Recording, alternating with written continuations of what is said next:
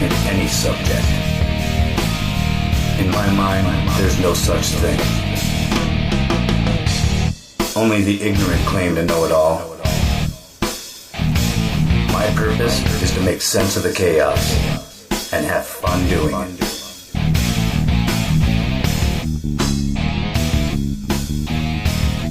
Alright, I am Steve Crawford. I am back. This is Conspiracy Factor Theory, and I am here with one of my favorite Canadian singers of all time, Miss Darby Mills. How you doing, Sunshine?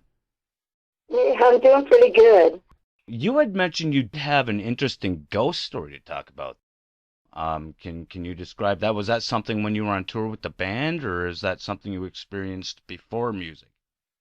I'm fairly certain at an age of about 14 I saw a spaceship. I lived in Kamloops for a number of years, and I'm pretty certain when I saw this thing do, it was not something of our planet. The maneuvering it did in the sky was fairly amazing. That's pretty cool. How close was it to you, do you think? And it was on the bluffs above my house in Kamloops. Oh, Kamloops so pretty close then. Wow. Yeah, pretty close. You know, under a mile, but definitely not a couple feet. That's for sure. But it was the typical, I guess, circling, multicolored lights, hovering. It was on top of the cliffs, and it was just hovering there. And I thought, oh, the helicopter, isn't that odd? You don't see helicopters around here very often. Yeah. And then all of a sudden, the lights got a little bit lighter, and it just went and took off up higher and got smaller and smaller and disappeared in a matter of that fast. Wow. That's pretty freaky. Yeah, I think that's about the same age I think I was about 13 the first time I saw something that freaked me out. In the sky, that is. I've seen more when it comes to ghosts, when it comes to me. I've seen stuff in the sky, but nothing you can go, wow, holy crap, and wish you had a camera for it. But yeah, no kidding. I mean, those days cameras were not instant. That's for darn sure. But yeah, so I questioned that a lot. Wanted to put it down to a helicopter, but there's just no way that thing. It just disappeared way too fast. It was gone. A blink of an eye, and all of a sudden you couldn't see it anymore. And it's not like the lights went out. It just got smaller and smaller until you couldn't see it anymore. So who knows? But I'm going to put that down as a UFO sighting. well, that's definitely what it was, right? Is that the only one you've ever had, or did anything happen later in life? You ever play any haunted clubs or theaters or anything like that? No, as far as unidentified flying objects, that's pretty much all that I can remember anyway. But for ghost stories, I've got a couple. Both of them definitely set me back and made me think twice about reality. The first one, I mean, they both happened in about the same year, which would have been in 2000, I don't know, 2004, 2005, So not around all that that time. long ago. That's cool. Okay. Yeah, not all that long ago. No, I was definitely an adult and had had my children, and you know, I had a fair amount of life under my belt, and Headpins were playing a show in a old hotel in downtown Red Deer, Alberta. I wish I could remember the name of the hotel. It is no longer there. It got torn down probably 2 years later. But so we were just about ready to go on.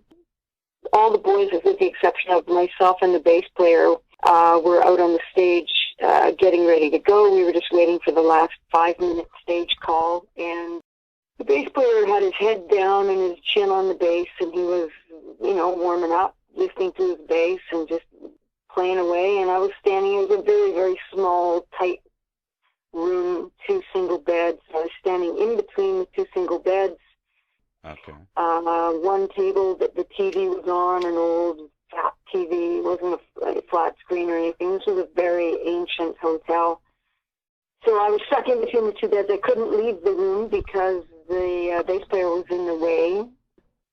And I'm just standing there watching the TV, just zoning out a little bit, and all of a sudden I was handled in such a way that had it been a person, they would have been down on the ground, as I am a retired black belt in martial arts, but So it was an inappropriate touch.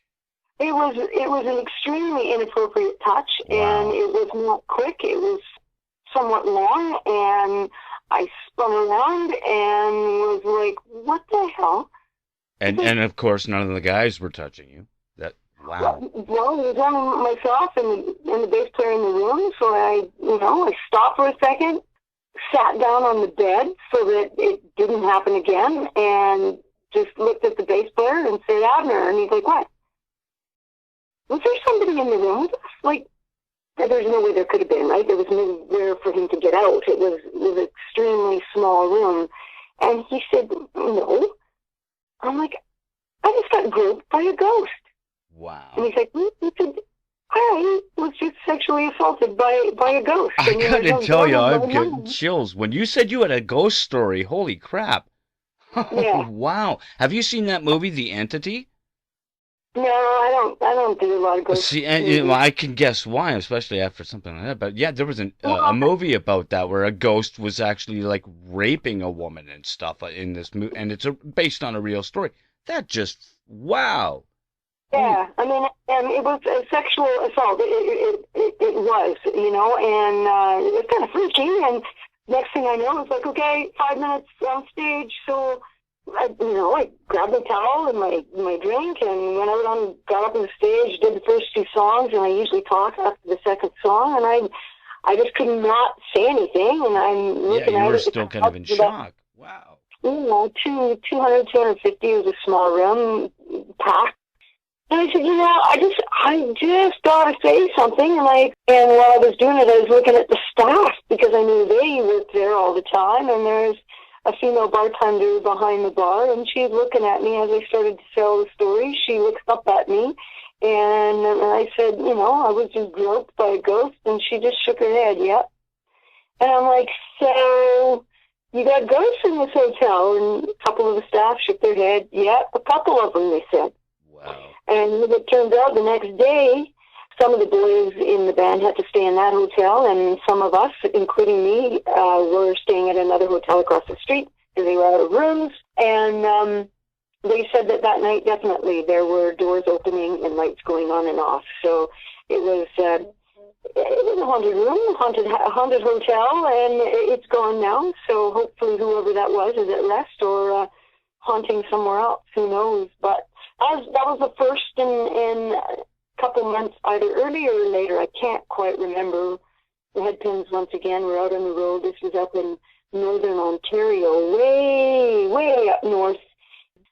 A music theater, an old theater that had been converted into a music hall. So we had a great show. There was about 400, 500 people.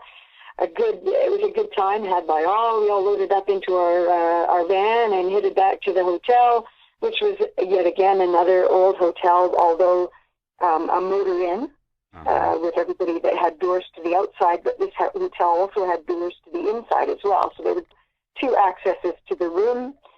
There was no party going on. I mean, we were pretty much on the outskirts of town. I crawled into bed that night and fell asleep. And in the middle of the night, my husband crawled into bed with me and cuddled up with me. And, we just hi, and went back to sleep. And in the morning, I woke up and went, wait a minute. My husband's not out on the road. Wait a minute. What? Yeah. Yeah. And you saw him. You saw your husband there, though? It was someone. Yeah, no, I didn't see anything. You just assumed it was your husband, and you heard of it. I assumed it was my husband, and I don't believe anybody actually physically crawled into bed with me. I thought I was dreaming, but when I woke up in the morning, it was more than a dream. And once again, he got in the van to take off, and I just went, you know what, guys, I had a really odd night last night. And 3 or 4 of them said, yeah, me too. So here's my ghost story. Wow, that was awesome. You had 2 awesome ones there. I think those are the best ones I've pretty much heard. You know what?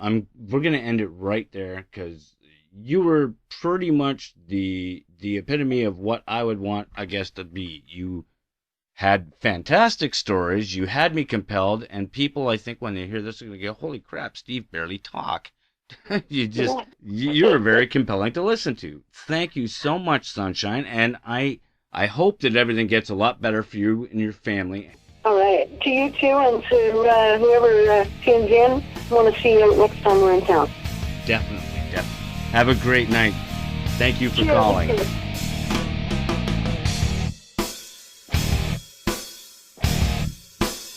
Conspiracy Factor Theory, now on YouTube. What do you believe?